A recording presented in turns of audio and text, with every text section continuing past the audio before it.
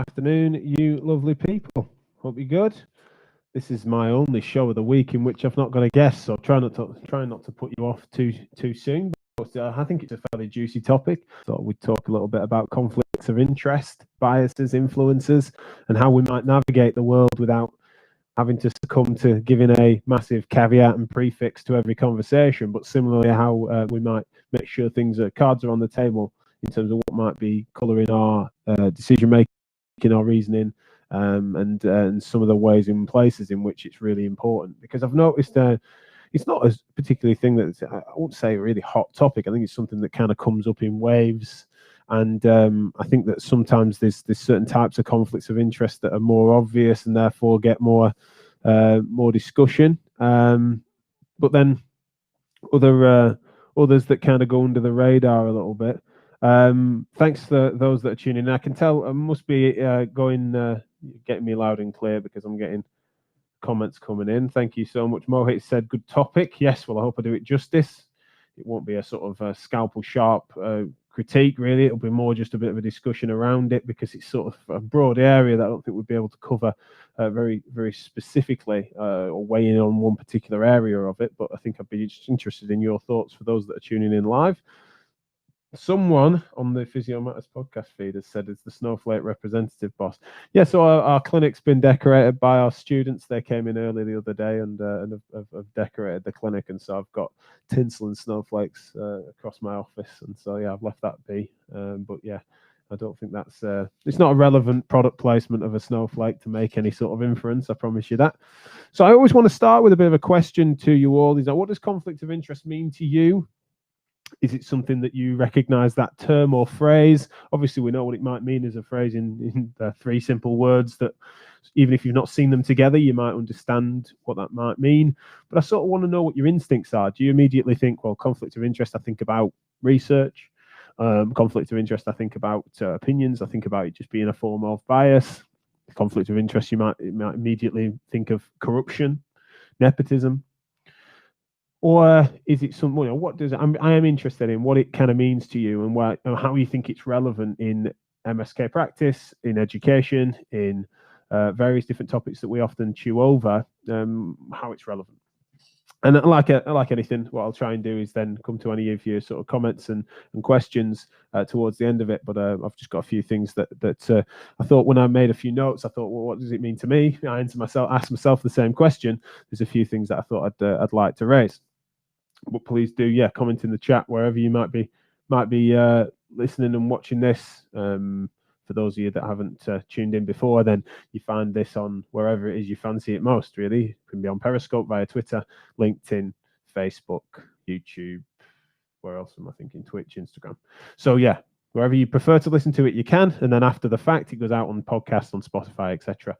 And so tune in wherever you most fancy it. So anyway, let me tell you my take on the matter then. So above all else, I think that people typically, and I think I'm the same, is that when I think of conflict of interest, I think about it being almost a declaration, a statement that can occur. And whenever you read research, you sometimes will find that conflicts of interest are discussed in research terms because they need to be sort of declared. So it might well be that the funder of a certain trial or a certain project or a certain research unit might need to be declared for various reasons. And they often are associated, when I've asked this question to rooms full of people, or when I ask myself the question, I think I make an association to the funders and the finance matters. It's sort of the suggestion that it could well be, or it's inferred at least, but by the fact that these things have to be declared in research terms, at least, it's sort of usually mandatory.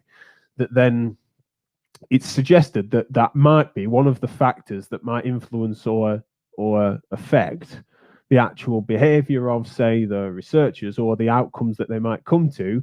It might be relevant, or the style of methodology, etc. Now, what's interesting is, and this is one of the things that's difficult to tease apart, and why I think it's an interesting topic that I just want to sort of raise with you all, is that sometimes it's then by suggesting that won't just sort of be worth knowing, but also suggesting that then completely taints work, would be to suggest one of two things. One is that any researchers or people involved in whatever project it might be of which there's a declaration of conflict of interest based on, say, funding, is that they are going to be puppets to their paymasters. completely, and that essentially that is akin to corruption. And so even when it's declared, it's something that as if to suggest that they are, as a person, bought and paid for, and that they are not necessarily then acting in an honest way. There is a sense of corruption, which of course we hope isn't. There are cases of it, but we don't suggest is endemic in science and research, etc., or policy really in a healthcare sense. Typically, I don't see that claim much, but generally speaking, that's kind of the obvious one. Is that you're then looking at the declared or undeclared conflicts of interest, or inferring that essentially that there is something affecting someone where they've got their interest in pursuit of truth, say, which would be when a sort of way in which they're trying to pursue getting to answers. And then another conflict in this case, their financial interests of the fact that if they came to certain conclusions, that might mean that they get future funding, or potentially even on a corrupt level, a quid pro quo, suggesting that essentially they have been funded in order to find or start with the conclusion, essentially. So someone might have funded it and said, hope wink and a nudge, hope you come to this answer, or I'm paying you to come to this conclusion. And so you then either trying to create something that would do that, or you're cooking the books in a very corrupt way. Now, that's sort of a caricature example, evil genius sort of stroking a white cat type situation, whereby essentially that's sort of an overt conflict of interest. Now, of course, in most cases, it's murkier than that. But the other side of that, so you've got this sort of obvious and overt way in which that would affect it. But then the more subtle way would be, and the thing that we need to keep an eye on is this notion that essentially it's not about that person or that group of scientists being vulnerable to that level of overt influence. It's kind of that essentially the one of the variables that's affecting behavior is what it's like a natural instinct for self-preservation. I think everyone's got a bit more sympathy for that. Is that essentially one of the factors that affects people's behavior will be the fact that study might have been funded by an organization or an individual or whatever it might be, or a lobby that then is invested in certain things being propagated, or and a scientific team or any individual might then be susceptible to that influence to some extent, even when it's declared, even when it's accounted for,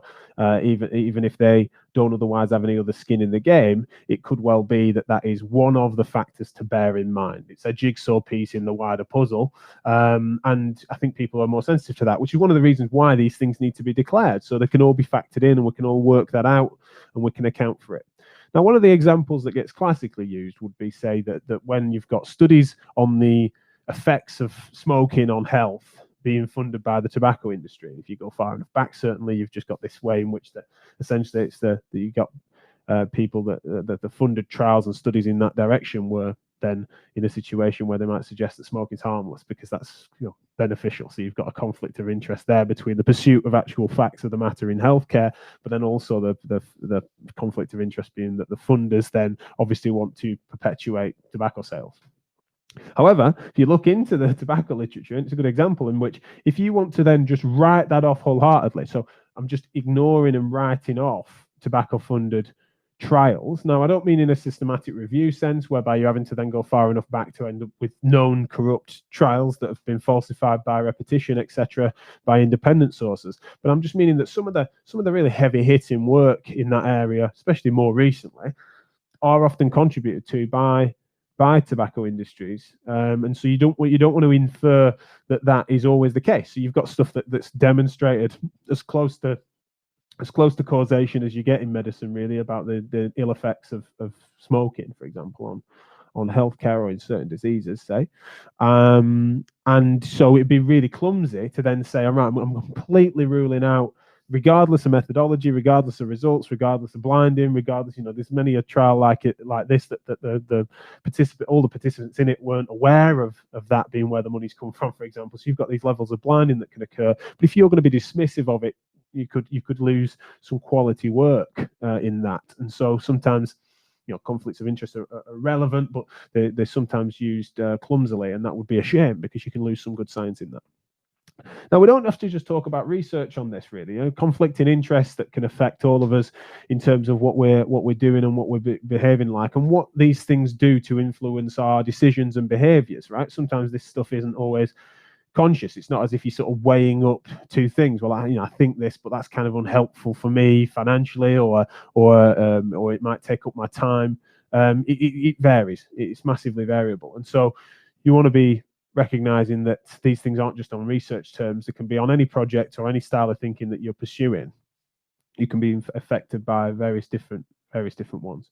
Now, an example where I think is sort of less visited is that when you're the sort of financial conflicts of interest almost feel quite obvious, and it's quite easy to understand how they would bias things. It's something that, for example, if you're suggesting, if someone suddenly says, I am someone that's completely objective analysis of these 5 services but this is by far the best one. If they then don't say, by the way, I'm an ambassador and paid for by these people, I benefit from sales of this, that is something that you would expect it'd be smart for that to be declared, because you're at least then saying it could well be that that person is appropriately, objectively, demonstrating that they are evaluating fairly those 5 things, but then they're coming to a conclusion.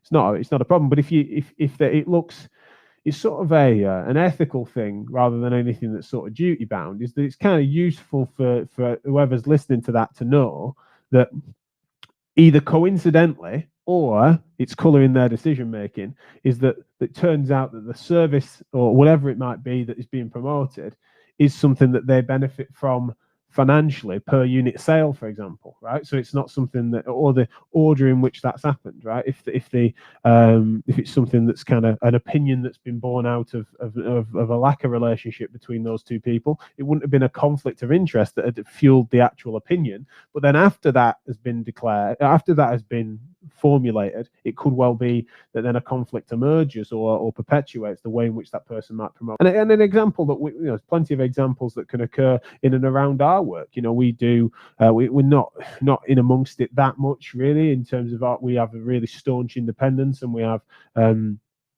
clauses whereby there's no one that can directly influence our content or words, for example. So anything that gets put out on Physio Matters and Therapy Live and stuff like that, one of the golden rules for any sponsor, small or large, is that they can never directly influence the content or vet the content before it goes out. Whatever we produce and deem to be appropriate for sharing, it goes out regardless, warts and all.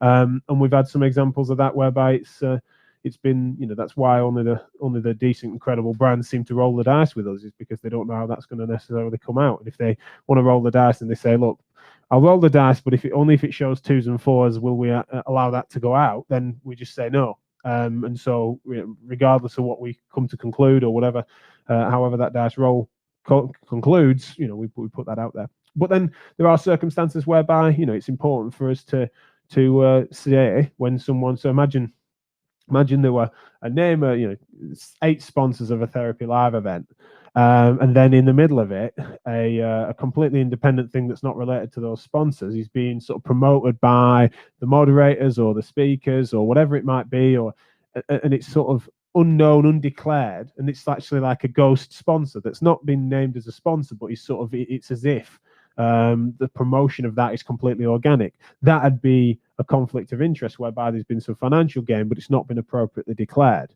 Now, you could argue that sponsors in general of anything is a conflict of interest of sorts, but I suppose this is this interesting thing where in the industry we've kind of come to a conclusion that especially declaring it formally is an appropriate way of dealing with these things. It doesn't completely rid you of the challenge of that potentially influencing you strongly or affecting biases, which we'll come to in a second. But it's something that we've kind of come to conclude.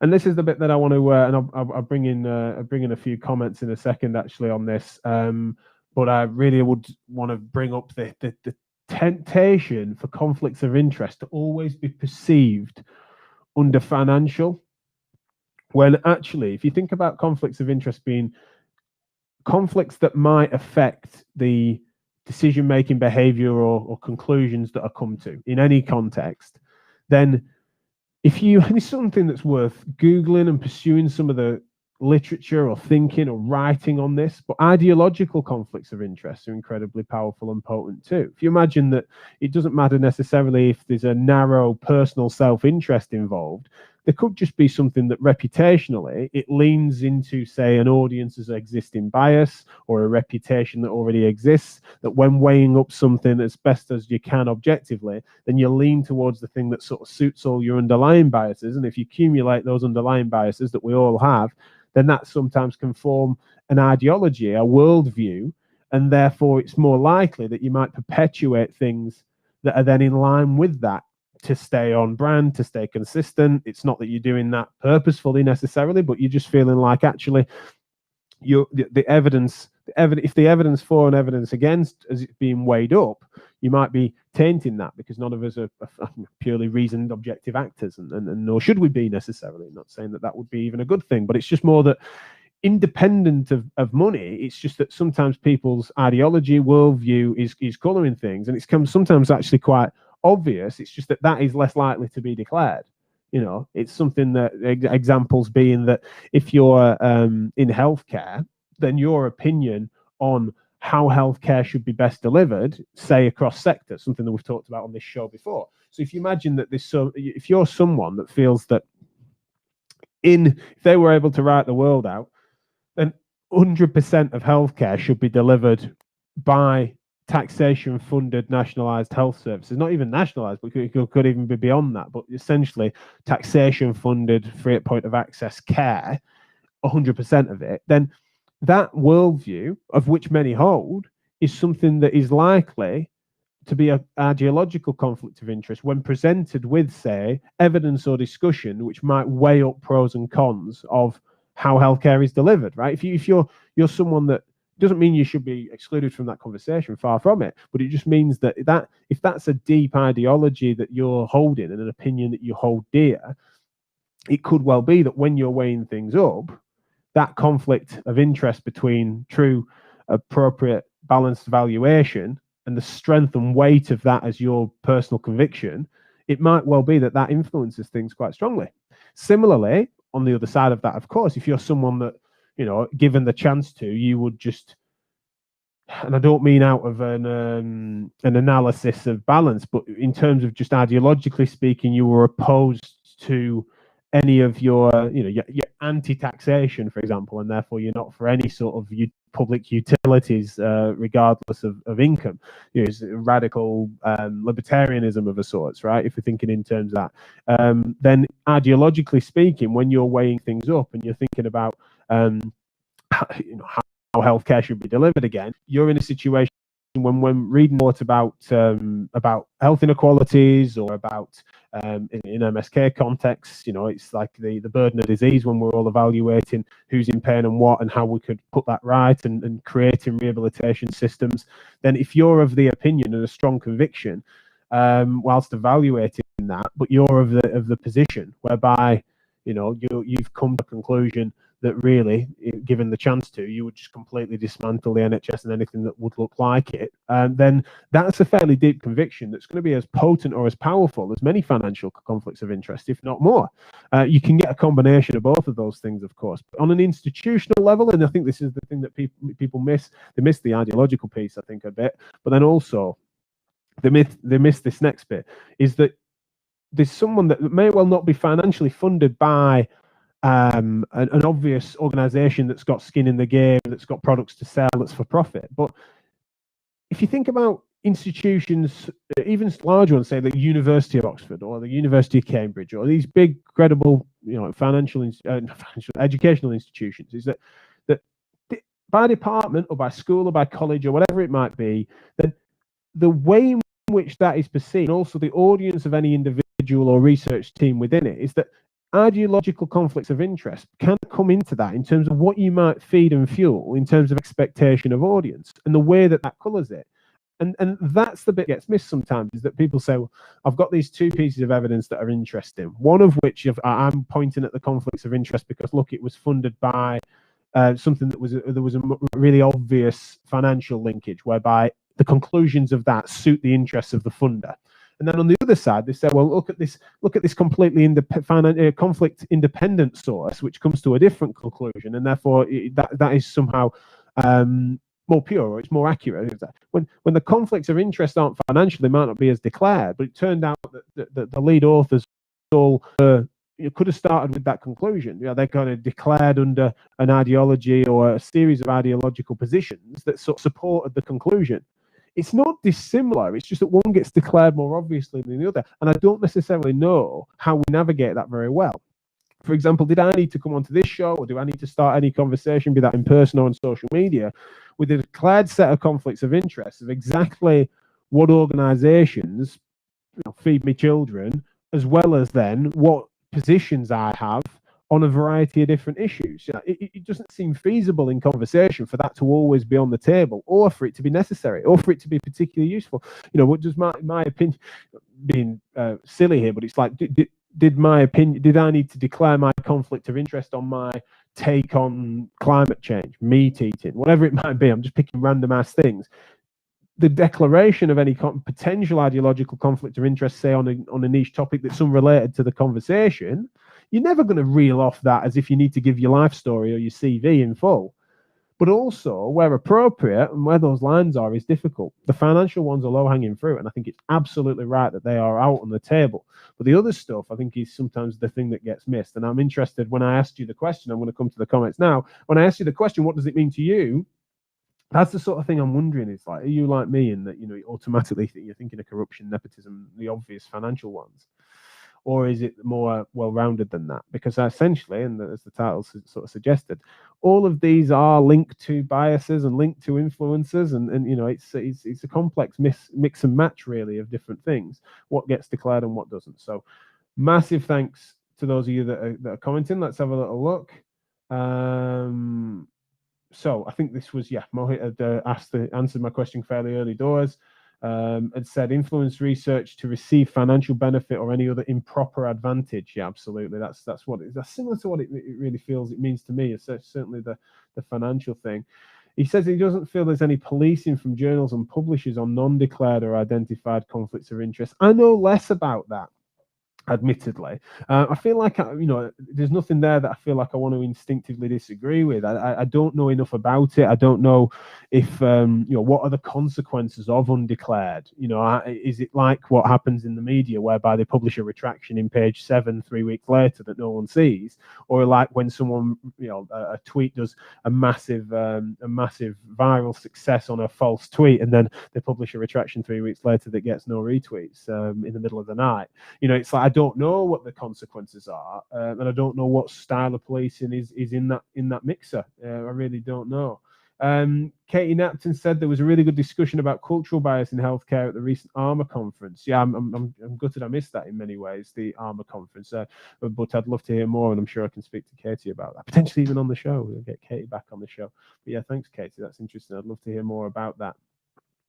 There is something to that as well in terms of the sometimes cultural features, and we talked a little bit about this with Jackie Walambe. She was saying about how sometimes our cultures and subcultures, defined and parameterized however you wish, it's like the water in which we swim. We don't know necessarily that we're in it. I don't know if you've ever seen the sort of cartoon where two fish are speaking to each other saying water's cold today, and they say, well, what's water? They wouldn't necessarily know if that's all they know, and it's this awkward understanding of how you can truly declare something without recognizing it. And I think that the cultural biases in healthcare are a really interesting topic, and certainly something we want to visit more on this show. Mohit again said another classic: opioid effectiveness studies, conflict of interest from pharma companies. I think that's the next in line, really, when you think about tobacco and cigarettes and stuff. I find it really interesting that they're probably next in line for the most obvious low-hanging fruit examples are in the pharmacology industry. But equally, would be gutted if pharma trials, pharma-funded trials. It's all about making sure we take a close look at the methods and the results and make sure that there's no scientific fraud going on. But generally speaking, you've got pharmaceutical companies putting their drugs up for trial.